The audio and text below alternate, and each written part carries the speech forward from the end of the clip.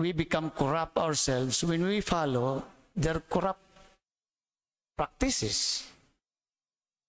Now, if we are true to Christ, we should follow what Christ is saying, not what they are doing.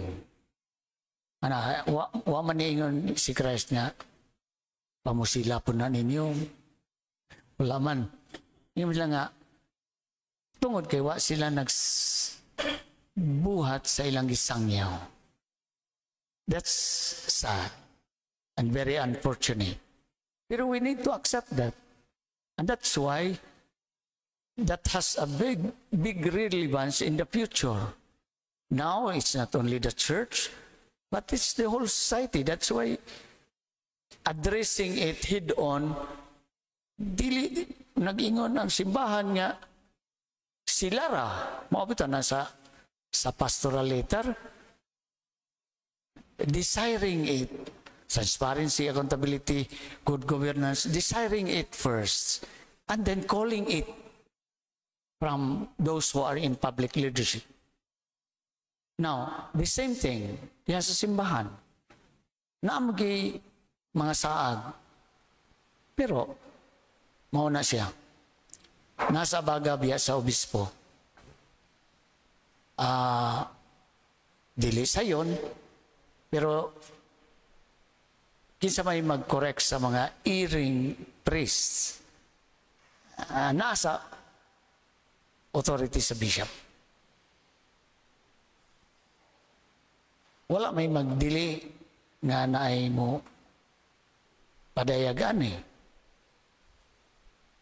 Kay di man 24-hour ang ilong sa bishop nagsunod-sunod sa lubot sa pare.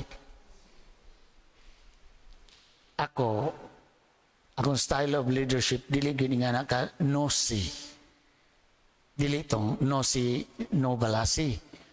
No-see bak ng no-see bak. Marunong ilagang minyat bitaw.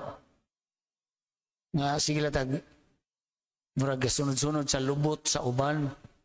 On the context of the flooding of corruption, the church must be like an ark of hope. Kaya naglunop na, asa pa may laing kapaingnan, naagitay arka nga kasakyan. Huwag mo na ang simbahan. O niya, napagitas Jubilee of Hope, pagyod, mauna ning panahon nga mag-usa kita niya, synodality pagyod, we have so much reason to hope. And Filipinos have so much to learn. For me, this is a blessing in disguise. Like all nations and countries, they were able to navigate towards a better nation. Ang Thailand sa una, grabe man nakakurap. Nang ako karon naghimo ko another circular asking our priests to seriously consider kanang proposal of the Catholic Bishops' Conference of wearing white and putting white ribbon and white white banners hanging on your car, windows, ingunana. The bishops have already said their piece, calling for integrity, transparency, accountability, and good governance. And this is for all. Nga nung dili ka mo apil.